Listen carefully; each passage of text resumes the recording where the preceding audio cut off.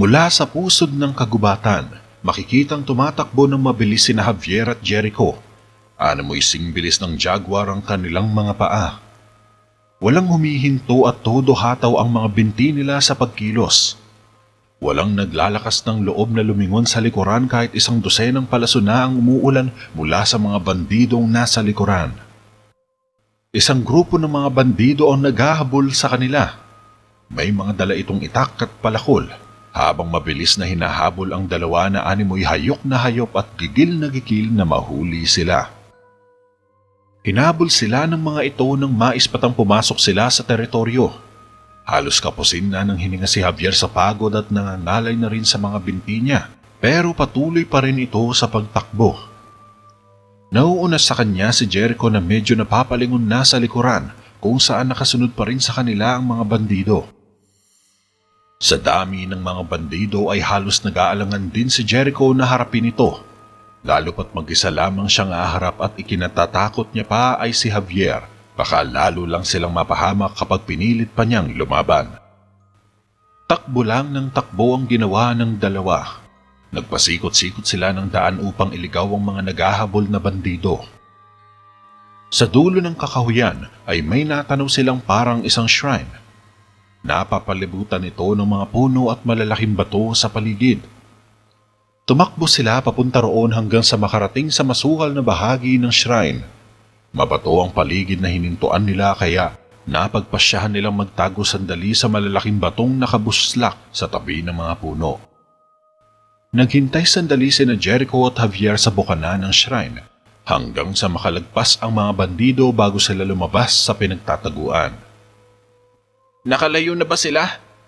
tanong ni Javier. "Sinabi ko na sayo, maliligaw din natin sila," sagot naman ni Jericho habang nakasilip ito. "Sigurado ka?" Medyo nag-aalala si Javier na baka nasa paligid lamang ang mga bandido. "Bakit? Wala ka bang tiwala sa akin?" wika ni Jericho. Tumango si Javier. Maya-maya pa ay ilang mga kaluskos ang nadinig ng dalawa mula sa likuran. Napalingon sila at namataan ng mga bandido na tumatakbo mula sa likuran at patungo sa kanila. Napatakbo muli sina Jericho at Javier para tumakas. Napagdesisyonan nilang pumasok sa masukal na bahagi ng shrine at napadpad sila sa isang lugar kung saan may naramdamang malakas na enerhiya si Javier. "Halika, dito tayo!" sambit ni Jericho. "Saan tayo pupunta?" tanong pa ni Javier. "Huwag ka ng maraming tanong," inis ni Jericho, pero hindi ito pinansin ni Javier. Nakatuon ng pansin niya sa mistulang shrine. Biglang kinabahan si Javier at nakaramdam ng takot. Patuloy pa rin niyang nararamdaman ng kakaibang enerhiya sa lugar. Parang pamilyar na pakiramdam. Tumigil sa pagtakbo si Javier. "Edward, sandali!" tawag ni Javier. "Anong ginagawa mo?" Naiinis na lumapit si Jericho at hinawakan sa kamay si Javier. Hinilan niya ito papasok sa shrine kung saan mas lalo pang lumakas ang nararamdamang enerhiya ni Javier. Habang papasok sila ay naispatan ni Javier ang dalawang malalaking estatwa ng mga lalaki sa bukana ng shrine. Naunang pumasok si Jericho at bumaba sa mga batong hagdanan. Sinundan ito ni Javier pero tumigil siya sa sandali at pinagmasdan ng dalawang malalaking estatwa. Tinawag siya ni Jericho. "Halika na!" Bumaba ang dalawa sa hagdan. "Anong lugar ba ito?" tanong pa ni Javier. "Ang lambak ng magigiting na hari," paliwanag ni Jericho. Na-curious naman si Javier. "Sagrado ba ang lugar na ito?" ani ni Javier. "Hindi, maliban kung ikaw ay mapamahiing tao," tugon naman ni Jericho. "Pero parang..." napahinto si Javier. "Huwag ka masyado nagpapaniwala sa mga alamat. Hindi nila tayo susundan dito. Hindi sila maglalakas loob na pumasok, magtiwala ka sa akin." Dama ni Jericho ang takot ni Javier. Pero hindi ito tungkol sa mga bandido, kundi sa kakaibang enerhiya ng lugar. Malakas ang hatak nito kay Javier na tila may malalim na nakaraan ng lumang shrine na ito. Punong-puno ito ng mga kakaibang bagay na nakakapangilabot, nababalutan ng mga ligaw na halaman ang paligid. Iba't ibang mga bungo at kalansay ang naalampay sa mga bato. Ang masikip nitong lagusan na nagmimistulang daanan patungong impyerno. Pumasok sila sa mga lagusan na makikipot. Sinusundan lang ni Javier si Prinsipe Jericho na halatang buo ang loob at nag-uumapaw sa kumpiyansa sa sarili. Pagkababa nila sa batong hagdanan ay lumiko sila sa isang lagusan na tila ay isang tao lamang ang maaaring dumaan. Naunang lumsot si Jericho subalit natigilan sandali sa pagpasok si Javier nang mapalingon siya sa likuran. Kung sasabihin mong hindi tayo masusundan, mukhang mali ka. Wika ni Javier habang siya'y lumulusot sa lagusan. Napatakbo ulit sila nang dumating ang mga bandido. Hinabol sila ng mga ito hanggang sa mapadpad sila sa mapunong lugar. Humugot ng crossbow ang isang bandido at binaril si Jericho sa likod. Napangiwi si Jericho ng tamaan ng palaso sa likod at natumba. Ano yun? Tanong ni Jericho na nakadapa. May tama ka! Inakay ni Javier si Jericho. Isang palaso? Mabuti. Sa sandaling ito, masasabi kong isang kakilakilabot na bagay ang nangyari ngayon. Wika ni Jericho bago nahimatay. Mabilis na hinila ni Javier si Jericho sa ilalim ng isang malaking puno. Nakanganga ang mga ugat ng puno kaya ipinasok niya sa loob si Jericho. Sandaling napasilip si Javier nang dumaan ang mga bandido sa kanilang pinagtataguan. Nakahinga ng maluwag si Javier nang lumampas ang mga ito. Napatingin si Javier kay Jericho. Wala pa rin itong malay. Nakatagilid ito ng higa at tila nangihina dahil sa palasong nakabaon sa likod nito. Naputol na ni Javier ang stick, sabalit nasa loob pa rin ng katawan ni Jericho ang tingga. Lumikha ng apoy si Javier at naisipan niyang gumawa ng gamot. Makalipas ang kalahating oras, kinuha ni Javier ang isang herbal na nakabalot sa mga dahon at inilagay niya ito sa noo ni Jericho. Tinitingnan niya si Jericho habang nakapatong ang isang kamay niya sa noo nito. Nagsimulang pawisan ng malagkit si Jericho habang namumutla na sanhi ng mabilis na pagkalat ng impeksyon. Gumising ka, hangal! Kailangan mo makabawi! Tinapik-tapik niya ang pisngi ni Jericho, subalit hindi pa rin ito nagigising. Nagpasyang baliktarin ni Javier si Jericho. Sinuri niya ang sugat sa kanya na pagtanto ang isang bagay. Masyadong malala ang tama ni Jericho. Malaki ang pagkakabuka ng sugat at mukhang may nabaling mahalagang buto sa kanyang backbone. Hinawakan agad ni Javier ang sugat. Umusal siya ng spell at sinubukang gamutin ito. Nanilaw ang mga mata ni Javier, subalit walang nangyari. Nakadama ng onting inis si Javier. Makinig ka sa akin, Uwas. Wala akong pakialam kung mamatay ka. Marami pang prinsipe sa bansang ito. Hindi lang ikaw ang mag-aarbo, popular, at mapagkumbaba na kaya kong paglingkuran. Ang mundo ay puno ng mga katulad mo, pero bibigyan kita ng isa pang pagkakataon. Nilagay muli ni Javier ang kamay niya sa sugat sabay umusal. Ngunit ganoon pa rin, walang nangyari. Mukhang patay na si Jericho dahil hindi na ito humihinga. Tumulo ang mga luha ni Javier sa mata nang iwan niya si Jericho.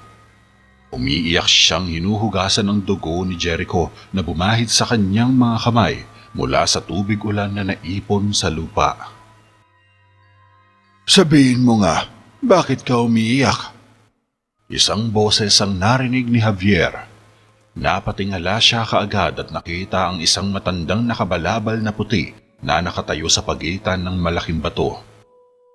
Ang kaibigan ko, mukhang patay na siya. At hindi ko man lang siya naligtas. Umiiyak na sabi ni Javier. Kung gayon ay huwag mong sayangin ang iyong mga luha. Sapagkat masasabi ko sa iyo na ang oras ng kanyang kamatayan ay hindi pa nagaganap. Naglakad ang matanda papunta kay Prinsipe Jericho. Huwag ka matakot. Ang pangalan ko ay Talisan. Pakilala ng misteryosong matanda. Ako naman si Javier. Sagot ng binata. Alam ko kung sino ka. Ang sandali nating pagkikita ay naisulat na sa loob ng maraming taon. Ikaw ay si Abner. Nagulat si Javier at hindi kaagad nakareak. Pinatalikod ni Talisan si Jericho at inilagay sa sugat ang kamay. Umusal ng spell si Talisan. Nagsimulang magkaroon ng liwanag ang kamay ni Talisan at maya-maya pa ay unti-unting naghilom ang sugat ni Jericho. Bumalik na sa normal ang kulay ng katawan nito. Bahagya itong gumalaw pero nakapikit pa rin ang mga mata niya. Lumapit naman si Javier. Jericho? Pukaw ni Javier kay Jericho. Natutulog lang siya. Sa loob ng ilang oras ay ganap na siyang gagaling. Wika ni Talisan. Sigurado ka? Paniniguro naman ni Javier. Kung ang aking alaala ay nagsisilbi pa sa akin ng mabuti. Makahulog ang sagot ni Talisan. Anong ibig mong sabihin? Naguguluhan si Javier. Tumayo si Talisan sa halip na sumagot. May gusto akong ipakita sa iyo, Abner. Saad ni Talisan. Nauna itong naglakad kay Javier. Ano naman yun? Sinundan niya ang matanda ng patungo ito sa isang kuweba. Malalaman mo rin. Tugon ni Talisan. Saan tayo pupunta? Bakit mo ako dinala dito? Pagtataka ni Javier, huminto siya sa bukana ng kuweba. Huminto rin sa paglalakad ang matandang nakabalabal at lumingon kay Javier. Medyo kinabahan naman si Javier. Matutuklasan mo din ang lahat sa takdang panahon. Bahagyang tumawa si Talisan. Naguluhan sandali si Javier. Napaka-misteryosong magsalita ng matanda. Hindi niya maunawaan kung ano ang gustong ipakita ni Talisan. Kahit na kinakabahan siya ay sinundan niya pa rin ito. Dahil ramdam niyang mabuting elemento ang matanda at mukhang wala namang itudulot na masama si Talisan sa kanya. Inaya na siyang pumasok ni Talisan sa loob ng kuweba. Medyo kabado siyang maglakad at dahan-dahang pumasok sa makipot na lagusan. Pagkapasok ni Javier ay sumalubong sa kanya ang kadiliman. Wala siyang maaninag sa paligid kundi ang puting balabal lamang ni Talisan na siyang nagbibigay liwanag sa tinatahak nilang daan. Patuloy sila sa paglalakad. Sinusundan lang ni Javier ang mga batong hagdan na tinatapakan ni Talisan. Diretso lang sila hanggang sa lumiko sa isang pasilyo. Pagkarating nila sa dulo ay dito na bumungad kay Javier ang nangingislap na mga bagay. Kita niya ang mga kumukutip-tap na kristal na nakadagdag liwanag sa paligid. Sa bawat sulok na tingnan niya, may nakikita siyang kristal na parang kabuting nakakalat sa paligid. Halos lamunin na nito ang kabuuan ng yungib. Mistulang paniking nagkukumpulan sa dami, pero bukod pa rito ay may kakaiba siyang nararamdaman. Isang pamilyar na pakiramdam na katulad ng nararamdaman niya nang makita at mahawakan ng mahiwagang kristal ng neatid. Anong lugar ito? Tanong ni Javier. Dito nagsimula ang mahika. Ito ang kuweba ng mga kristal. Paliwanag ni Talisan. Dahil dito, medyo lumikot ang mga mata ni Javier. Panay-paling ang ulo niya sa paligid na parang may humahatak sa kanyang titigan ang mga kristal. Hindi maintindihan ni Javier pero parang may puwersang humahatak sa kanya na lumapit sa mga kristal. Naglakad si Javier at tumapak siya sa ikalawang baitang ng hagdan. Umiikot ang mga mata ni Javier sa mga kristal. Parang may hinahanap na kung ano. Maya-maya pa ay biglang tumigil ang pansin niya sa isang kristal at dito nakita ni Javier si Prinsesa Raya sa silid ng konseho na nakaupo habang may suot na korona. Sa huling bahagi ay nakita niya ang sarili niya na tumanda, pumuti ang buhok, humaba ang balbas sa tuugod-ugod habang patuloy na nakikipaglaban kay Prinsesa Raya hanggang sa kauli-hulihan ng hininga niya. Mabilis na paiwas ng tingin sa kristal si Javier na parang nasilaw at napatingin kay Talisan. "Anong nakita mo?" tanong ni Talisan. Mga imahe. Kumikislap. Nakakita ako ng ganito sa kristal ng Neatid. Sagot ni Javier. "Ang nakikita mo dito ay eksaktong pareho dahil ang kristal ng Neatid ay tinabas mula mismo sa yungib na ito.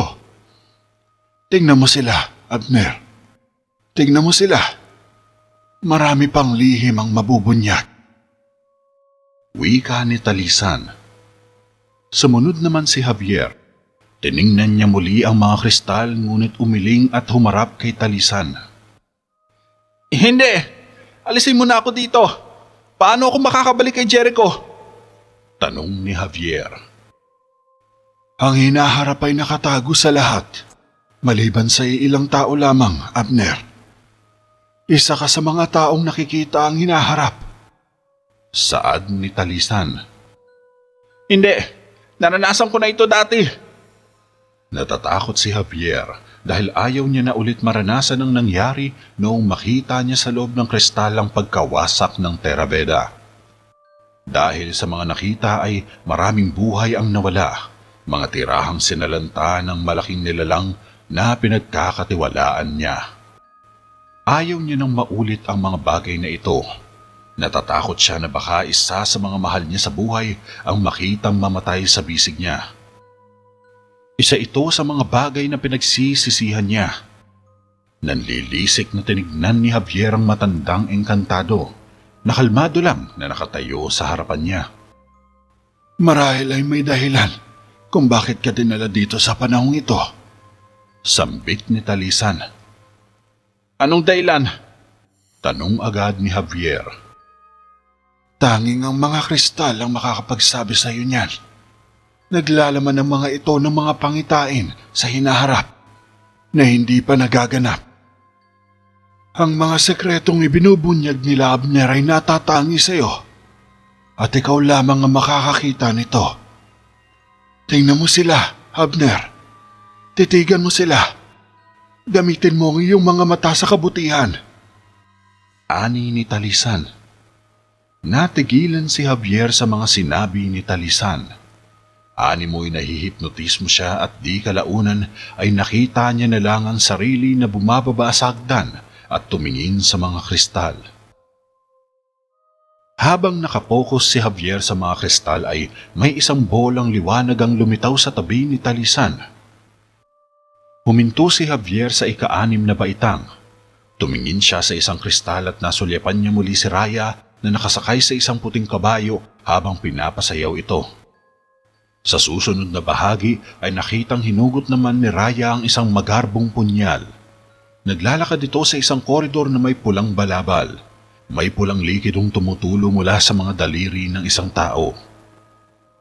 Napaiwas ng tingin si Javier sa kristal. Hinihingal siyang sumandig sa pader ngunit nakita pa ni Javier sa isa pang kristal ang kanyang sarili na sumisigaw malapit sa isang apoy. Nakita niya ulit si Raya na nakapulang balabal na naglalakad sa koridor. Pumasok ito sa silid ng hari at hinila ang isang punyal mula sa kanyang sinturon. Napaiwas ng tingin si Javier. Napaluhod siya sa lupa dahil hindi niya na kinaya ang nakikita. Biglang napapaling siya sa kanan. Nakita niya sa isang kristal na itinaas ni Prinsesa Raya ang punyal habang nanlilisik ang mga mata niya at sinaksak ang kanyang ama. Nagising agad si Haring Argo nang bumaon sa puso niya ang patalim. Gulat na gulat ang ekspresyon niya na nakatingin kay Raya. Natulala naman si Javier. Hindi siya nakareak. Parang bumigat ang katawan niya at nahihirapan siyang huminga. Parang walang salitang lumalabas sa bibig niya.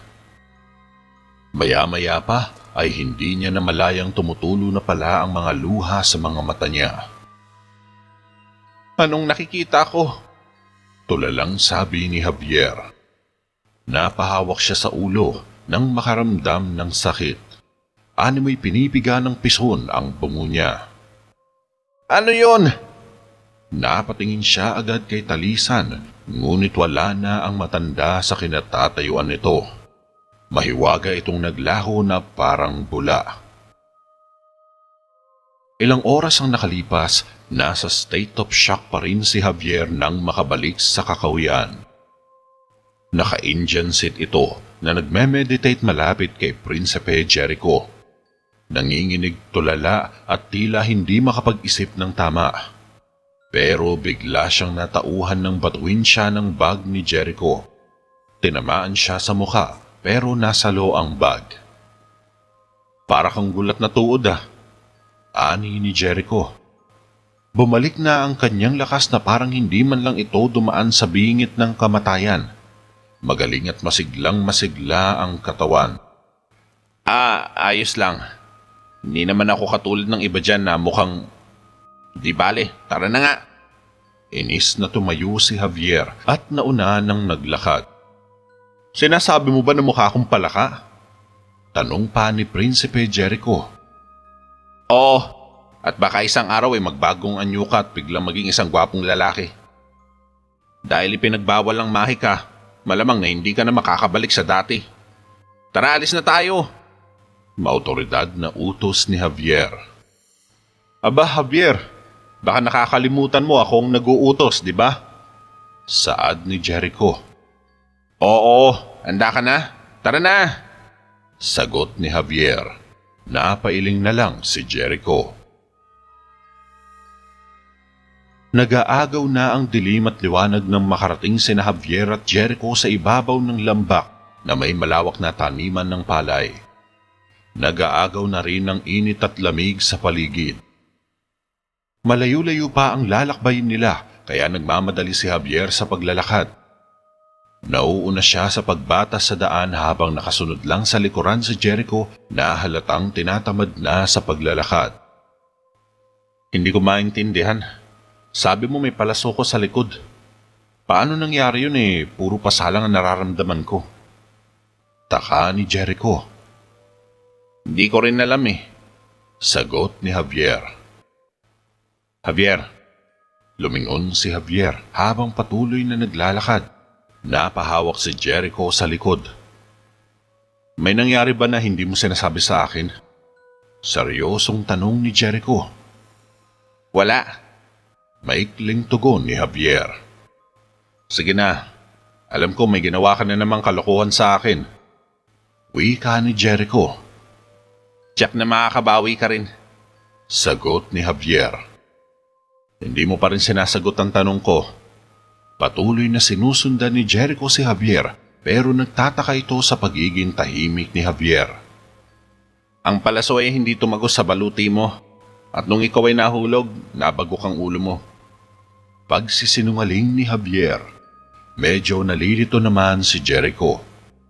Sinusubukan niyang i-analyze ang mga bagay at alalahanin ng mga nangyari bago siya nawalan ng malay. Sige. Hindi ko karaniwang sinasabi ang mga bagay na tulad nito. Ngunit ginawa mo ang magandang trabaho sa akin. Narinig mo ba ang sinabi ko? Lahat ng ginawa mo ay tama. Siguro dapat kitang bigyan ng gantimpala. Anong gusto mo? Alok ni Prinsipe Jericho pero matagal bago nakasagot si Javier. Katahimikan lang ang gusto ko. Masungit na sabi ni Javier. Napailing na lang si Jericho kaya hinayaan na lang muna si Javier. Sa loob ng isang araw, nakabalik na rin sina Javier at Jericho sa Terveda. Dito inilahad lahat ni Jericho sa loob ng konseho ang mga nangyari sa kanila noong sila ay nangangaso sa isang gubat na tinatawag na lambak ng mga hari. Inihayag din ni Jericho na inatake sila ng mga tulisan sa gubat at muntik na silang mapatay ng mga ito. Mabuti na lang ay nakagawa ng paraan si Javier kaya nakaligtas sila sa kapahamakan. Ibinahagi din ni Jericho na kung hindi dahil kay Javier ay malamang hindi na siya nakauwi pa ng buhay. Kaya mula sa posisyon ni Jericho ay nagmungkahi siyang bigyan ng sapat na parangal at pagkilala si Javier para dito. Tahimik lang na nakikinig sa kanya ang hari, pati na ang buong konseho. Maging sina Javier at Mang Rigor ay walang imik habang isinasalaysay pa ni Jericho ang ilang bahagi ng kanilang paglalakbay. Gayunpaman, bagamat tahimik ay kapansin-pansin kay Javier na madalas itong nakatingin kay Prinsesa Raya. Napapansin rin siya ni Raya pero di lang ito kumikibo at nagkikibit balikat na lamang dahil baka dinadamdam pa rin ito ang ginawa sa kanya ni Melissa noong mahuli nila ito sa kakahuyan sa labas ng Terraveda. Marahil ay may mga kuta ang mga bandido sa isang lugar sa puting bundok. Kung paano kami nakatakas, hindi ko alam. Bagaman ang ilang kredito ay dapat napunta sa aking lingkod na si Javier. Wika ni Jericho. Tumingin ng lahat kay Javier. Bahagyang tumango ang buong konseho at ngumiti sa kanya. Maging si Michelle ay binigyan din si Javier ng matamis na ngiti. Masaya at napahanga sa ginawa niya. Magpadala kayo ng patrol. Gusto kong mahuli ang mga lalaking ito at mabigyan ng parusa. Makapangyarihang utos ni Haring Argo. Masusunod po, Ama. Sabay tango ni Jericho. Nagsimula silang lumabas sa silid ng konseho. Tinapik ni Haring Argo sa balikat ang anak habang nakasunod sa kanila si Prinsesa Raya. Sumunod naman si Michelle kay Prinsesa Raya at naiwan si Javier na sinusundan pa rin ng tingin si Prinsesa Raya. Sa isang sandali, natakot kami na baka nakalimutan mo ang kaarawan ni Prinsesa Raya. Nakangiting wika ng hari. Napangiti naman si Raya habang nakasunod sa kanila. Ito ay mangailangan pa ng higit sa isang grupo ng mga tulisan para maiwasan ko lang na dumalo sa gayong kapistahan. Sagot ni Jericho. Nangangako ako na bukas, magiging isang masayang okasyon ang magaganap sa palasyo. Sambit ni Haring Argo. Nakalabas na sina Haring Argo mula sa silid ng konseho pero patuloy pa rin na nakatingin si Javier kay Raya. Bakas sa mukha niya ang pagkabalisa, hindi niya maintindihan kung bakit nai-stress siya, gayong maaari naman niyang baguhin ang nakatakda. Nagawa na niya ito noong una. Simula noong mapigilan niya ang pag-aamok ng dragon. Pero ibang usapan pa rin kung isang tao na may puno ng galit at poot sa puso ang gumawa ng kasamaan. Hindi niya tuloy alam kung paano papipigilan si Prinsesa Raya. Ayaw niyang gumawa ng isang bagay o hakbang na tiyak na ikapapahamak nito gaya ng ginawa niya dati. Marahang tinapik ni Mang Rigor si Javier. Dito palang natauhan ang balisang binata. Inaya na siyang umuwi ng tiyuhin sa bahay dahil may inihanda na itong hapunan para sa kanya. Nag-aagaw na ang dilim at liwanag sa paligid habang pauwi na sila sa bahay. Pagdating nila ay bumungad kay Javier ang mga nilutong pagkain ni Mang Rigor na nakahain sa lamesa. Pero napansin ni Mang Rigor na parang hindi man lang natuwa si Javier. Hindi katulad noon na nakangiti ito kapag nakikita niya ang paborito niyang pagkain. Umupo lang ito sa silya na parang walang gana. Sumunod naman si Rigor ngunit hindi niya maialis ang tingin sa pamangkin. Nahihiwagaan na siya sa mga ikinikilos nito. Kanina pa ito balisa at tulala. Simula nang dumating sila ni Prinsipe Jericho. Hinayaan na muna ito ni Mang Rigor dahil baka pagod lang ito sa mahaba nilang paglalakbay. Habang naghahapunan sila ay napansin ni Mang Rigor na hindi ginagalaw ni Javier ang kanyang pagkain. Dahil dito, hindi na nakatiis ang manggagamot at tinanong kung ano ba ang bumabagabag kay Javier. Umupo ng tuwid si Javier at huminga ng malalim. Nagsimulang ihayag ang lahat ng mga nangyari mula nang mapadpad sila sa lambak ng mga hari. Isa-isa niyang sinabi sa tiyuhin ang pagkakasunod-sunod ng mga pangyayari. Nagulat si Mang Rigor sa mga narinig at halos hindi makapaniwala. Ngunit kakambal ng paggulat nito ay ang labis na pag-alala tungkol kay Prinsesa Raya. Napabuntong hininga ito. Pasensya na, Tio. Hindi ko lang maialis sa isip ko ang mga pangitaing ito. Wika ni Javier. Napakaswerte mo na nakita mo ang kuweba ng mga kristal. Bago pa man ito pag-usapan ng mga naunang mangkukulam na may paggalang. Wika naman ni Mang Rigor. Ang matandang lalaki na iyon ang nagatid sa akin doon. Sino siya? Tanong pa ni Javier. Sino siya? Patay na siya. Masasabi kong mga 300 taon na rin ang nakalilipas. Si Talisa na isang tagakita sa mga dakilang hari noong unang panahon. Sinasabing ang kuweba ng mga kristal ay pinagmumulan ng kanyang mga propesiya. Paliwanag ni Mang Rigor. Pero sabi niya sa akin, may dahilan daw kung bakit ako dinala doon sa mga sandaling iyon. Bakit? Ibig sabihin ba nito, malapit na talagang mangyari ang mga pangitaing nakita ko? Papatayin talaga ni Raya ang kanyang ama? Kasunod na tanong ni Javier. Iho, dapat kang mag-ingat. Minsan ang mga kristal ay taksil. Ang nakita mo ay maaaring hindi totoo. Sambit ni Mang Rigor. Kung gayon, wala akong gagawin? Saad ni Javier. Huminto sa pagkain si Mang Rigor. Wala namang mga senyales na malapit nang dumating ang nakita mo, di ba? Balik tanong ni Mang Rigor. Natigilan naman si Javier. Wala nga. Mahinang sagot ng binata. Kaya hindi ko hahayaang hindi mo ubusin ang hinanda kong pagkain. Biro ng tiyuhin. Siguro nga. Tama ka. Ngumiti si Javier. Kaya sige na, kumain na ulit tayo. Aya ni Mang Rigor. Napansin naman ni Javier ang isang sopas na niluto rin sa kanya ng tiyuhin. Anong sinahog mo dito? Tanong ni Javier. Minsan ito ang pinakamahusay na sangkap, hindi mo akalain. Sabay ngiti ni Mang Rigor. Nagkibit balikat na lang si Javier at nagpatuloy na sa pagkain. Kinabukasan, maagang pumasok si Javier sa silid ni Jericho na may dalang almusal. Nadatnan niyang hinahatak ng prinsipe ang mga bota nito habang nakaupo sa gilid ng kanyang kama. Lumapit si Javier.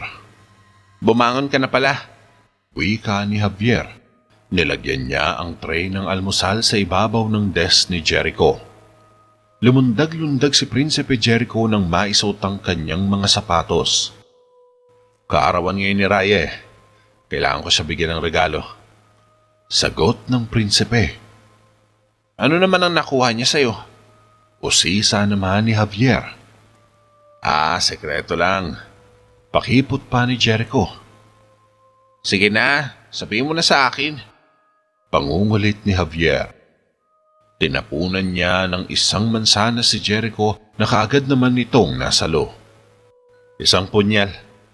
Sabay na unang lumabas ng silid si Jericho. Natigilan agad si Javier. Hindi siya nakagalaw nang maalala niya ang kristal kung saan nakita niya si Prinsesa Raya na may hawak na patalim ng paslangi ng sarili niyang ama. Nagmamadaling bumaba si Javier ng hagdan at sinundan si Jericho. Subalit nakita niya si Raya na hinahaplos ang isang malaking puting kabayo na nagwawala sa gitna ng main square. Pinaamo ng prinsesa ang kabayo gamit ang banayad niyang paghaplos. Biglang nanghina ang katawan ni Javier. Parang hindi siya makakilos.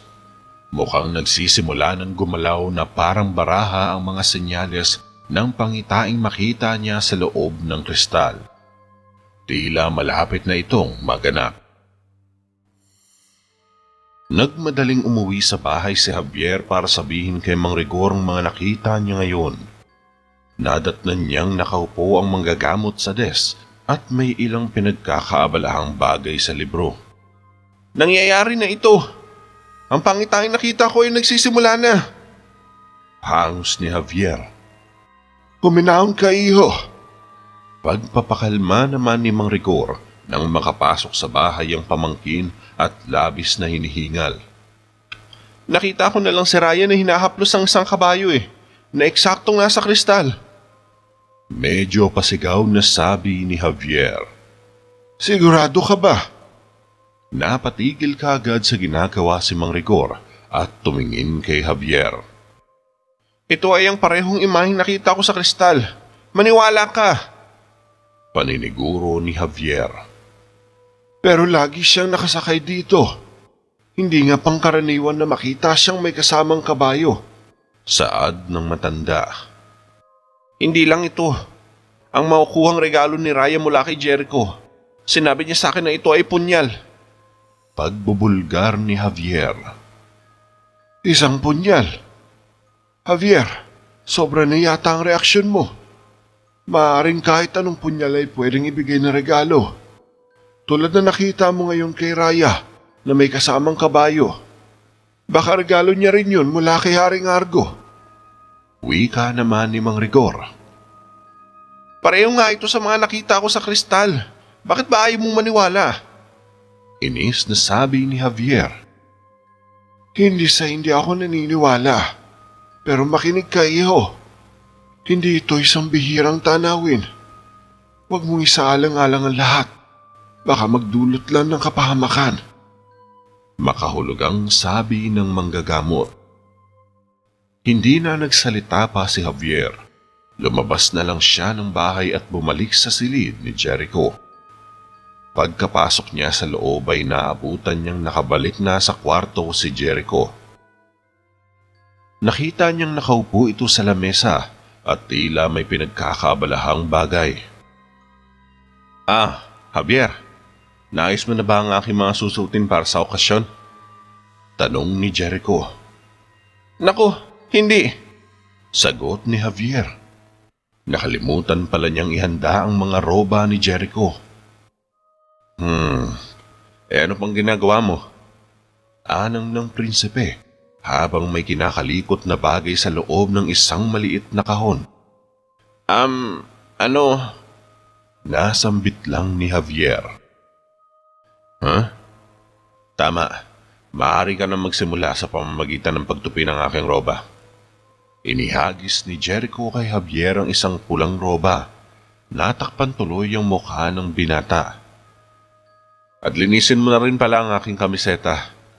Sunod na binato ni Jericho ang isang kamiseta. At pakintabin mo na rin ito.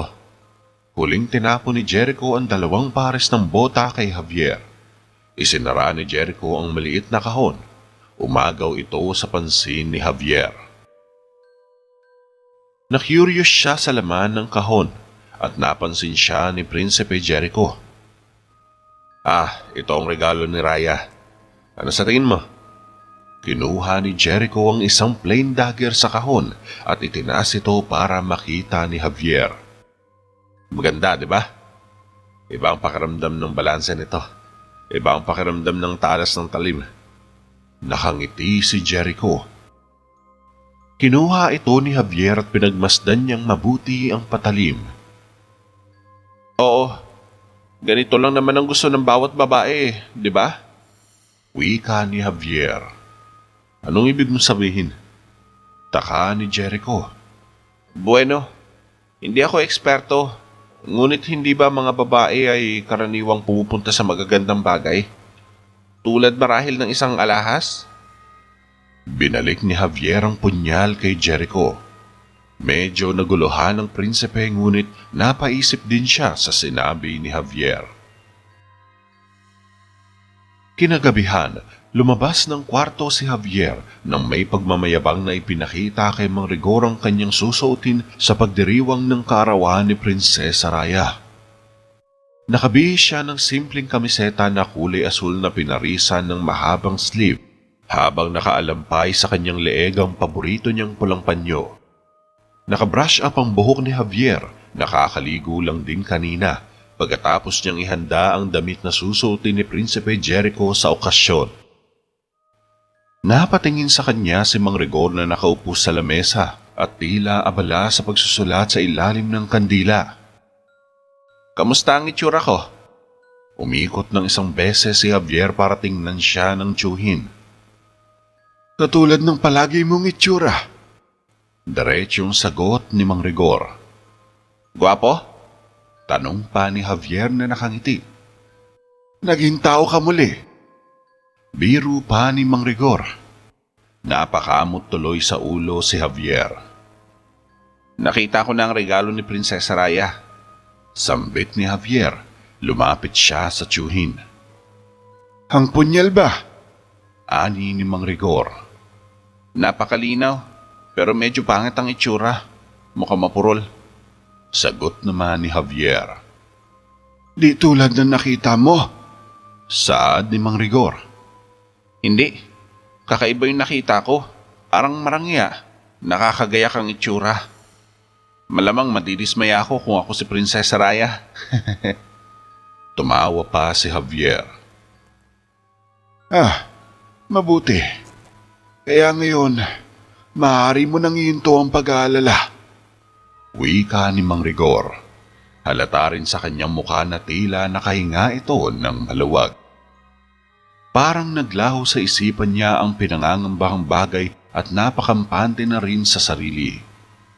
Marahil isang panlilinlang lang ang nakita ni Javier sa loob ng kuweba at hindi ang totoong hinaharap ang kanyang nakita. Oh, siguro nga. At tama ka. Hindi ko pa gaanong kilala si Talisan kaya malamang mali ang kanyang prediksyon. Nanamnamin ko na lang ang piging na ito tulad ng karamihan. Masayang wika ni Javier. Halatang naalis na rin ang malalim na pangamba niya sa dibdib. Palagay niya ay mukhang isang katang-isip lamang ang kanyang nakita sa mahiwagang kristal ng Neated. Ngumiti si Mang Rigor. Kahit para kay Raya. Sundot pa ng manggagamot. Ngumiti lang si Javier nang lumabas ng bahay. Naiwang mag-isa sa bahay si Mang Rigor at ipinagpatuloy na ang kanyang ginagawa.